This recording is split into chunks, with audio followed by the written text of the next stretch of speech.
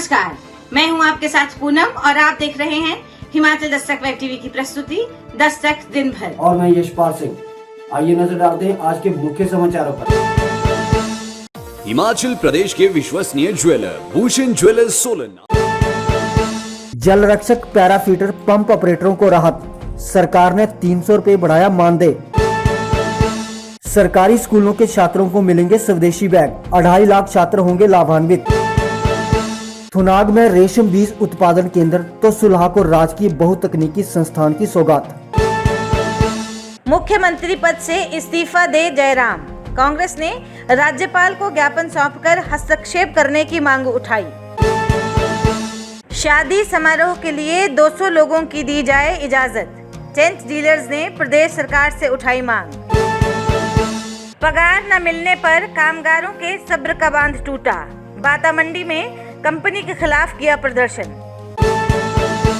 चाय की दुकान में अवैध शराब का जखीरा जब्त, बिलासपुर के घंडावली में पुलिस की कार्रवाई। बिलासपुर के कुड्डी में 1 किलो चर्स पकड़ी। रागिनी निकेश का गीत देगा कोरोना को मात, मुख्यमंत्री जयराम ठाकुर ने हमको बढ़ना है गाने का किया विमोचन।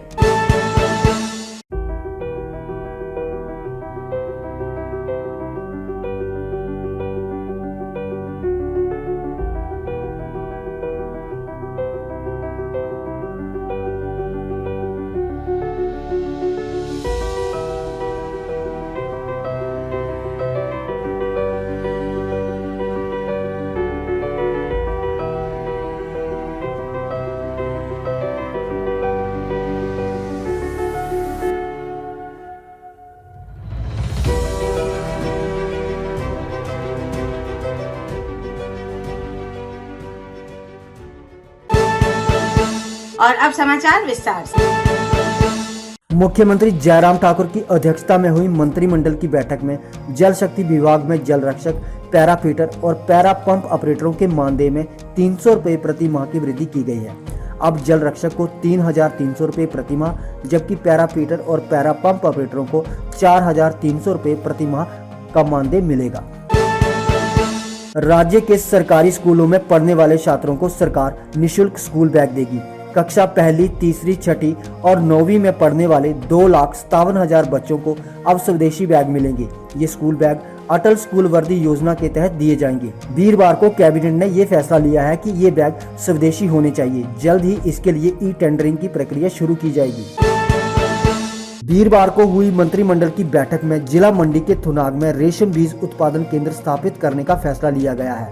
बता दें कि ये क्षेत्र मुख्यमंत्री जयराम ठाकुर का चुनाव क्षेत्र है। मंत्रिमंडल ने कांगड़ा जिला के सुलह विधानसभा क्षेत्र में राजकीय बहुतकनीकी संस्थान खोलने तथा इस संस्थान के लिए विभिन्न श्रेणियों के 29 पदों को भरने की भी स्वीकृति दी है। स्वास्थ्य विभाग में हुए कथित घोटाले पर कांग्रेस ने कड़ा रुख अख्तियार कर लिया है। इस मामले को लेकर वीरवार को कांग्रेस प्रदेशाध्यक्ष कुलदीप सिंह राठौर और नेता प्रतिपक्ष मुकेश अग्निहोत्री की अगुवाई में कांग्रेस नेताओं ने राज्यपाल बंडारू दत्तात्रेय को ज्ञापन दिया। कांग्रेस नेताओं का कहना है कि स्वास्थ्य विभाग में घोटाला हुआ और ये विभाग मुख्यमंत्री के पास है, लिहाजा जयराम ठाकुर को नैतिकता के आधार पर इस्तीफा दे देना चाहिए।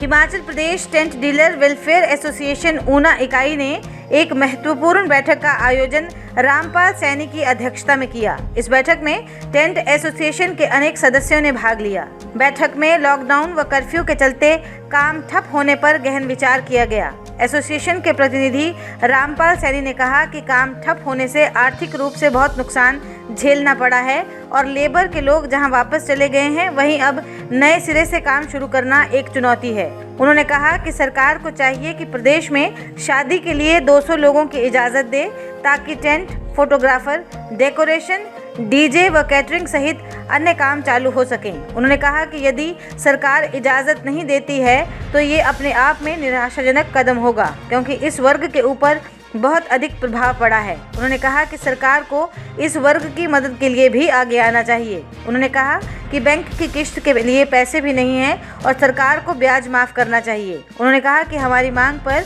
मुख्यमंत्री आवश्यक कार्रवाई करें ताकि इस वर्ग को भी कोई राहत मिल सके।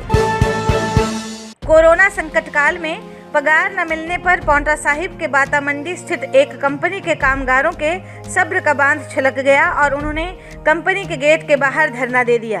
कामगारों का आरोप है कि उन्हें 2 महीने से वेतन नहीं दिया गया है, जिसके कारण उनका गुजर बसर करना मुश्किल हो गया है, जिसको देखते हुए कामगारों ने कंपनी के गेट के पास प्रदर्शन किया व अपना अपना इस्तीफा दे दिया।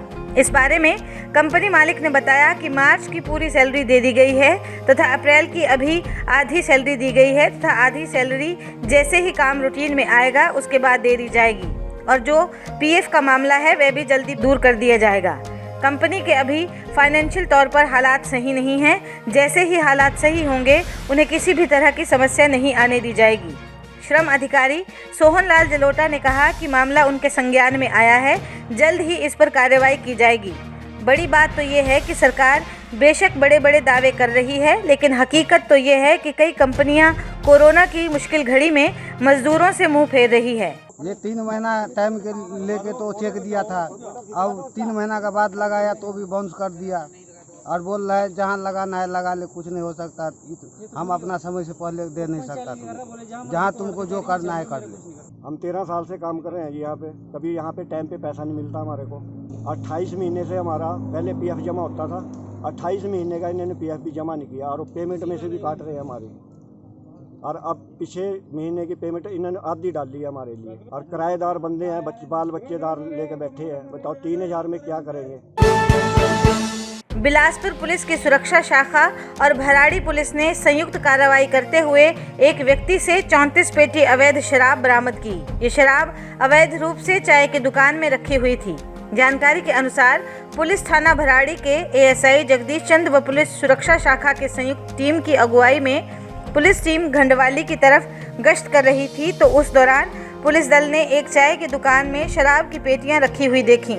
लेकिन शक के आधार पर जब पुलिस ने दुकान मालिक से पूछताछ और पेटियों को चेक किया तो उसमें 34 पेटियां शराब की पाई गईं, जो कि चाय की दुकान में रखी हुई थी। पुलिस दल ने जब दुकानदार से इस बारे में कागजात दिखाने को कहा तो दुकानदार कोई कागज व बिल आदि नहीं दिखा पाया। पुलिस ने दुकानदार के खिलाफ मामला दर्ज कर छानबीन शुरू कर दी है। डीएसपी राजेंद्र जसवाल ने इस मामले की पुष्टि की है। बिलासपुर पुलिस की सुरक्षा शाखा ने वीरवार देर सायं NH शिमला धर्मशाला पर कुड्डी नामक स्थान पर एक युवक से 1 किलो 96 ग्राम चरस बरामद की है। जानकारी के अनुसार वीरवार देर सायं बिलासपुर पुलिस की सुरक्षा शाखा के मुख्य आरक्षी सुरेंद्र ठाकुर और उनकी टीम गश्त पर थी। इस दौरान पुलिस कर्मचारियों ने कुड्डी में एक कार को शक के आधार पर रोका। तलाशी लेने पर कार में से 1 किलो 96 ग्राम चरस बरामद की गई। आरोपी की पहचान बबलू निवासी मलागन के रूप में हुई है। मामले की पुष्टि डीएसपी मुख्यालय संजय शर्मा ने की है। वैश्विक महामारी के बीच हर कोई अपने अपने तरीके से कोरोना योद्धाओं का हौसला बढ़ा रहा है। कोई पोस्टर तो कोई गानों के जरिए ये काम कर रहा है। जिला कांगड़ा के गग्गल की रागिनी संतोष और धर्मशाला के निकेश बड़जात्या ने भी अपनी मधुर आवाज में एक गीत गुनगुनाया है। शिमला में सीएम जयराम ठाकुर ने कोरोना से संबंधित जागरूकता गीत हमको बढ़ना है को रिलीज किया। इस मौके पर धर्मशाला के विधायक विशाल नहरिया भी मौजूद रहे। इस गीत को निकेश और रागिनी संतोष ने गाया है। पेशे से म्यूजिक अध्यापक रागिनी संतोष ने इस गीत के बोल स्वयं लिखे हैं और स्वयं ही इसे संगीतमय किया है। रागिनी ने बताया कि कोरोना से लोगों को जागरूक करने के इरादे से उन्होंने ये गीत लिखा है।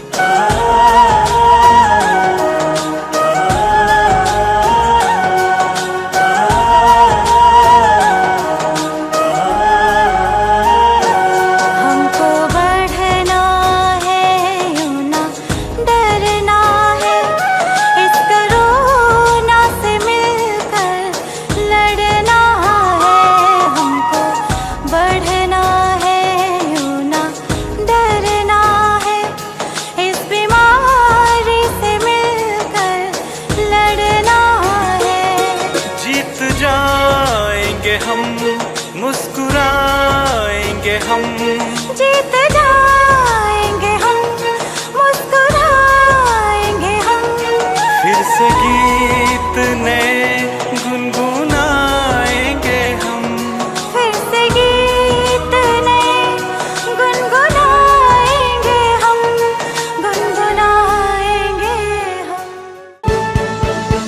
आज के लिए बस इतना ही। घर पर रहें, सुरक्षित रहें और देखते रहें आपका अपना वेब टीवी हिमाचल दस्तक, दिल से दिमाग तक। शुभ रात्रि।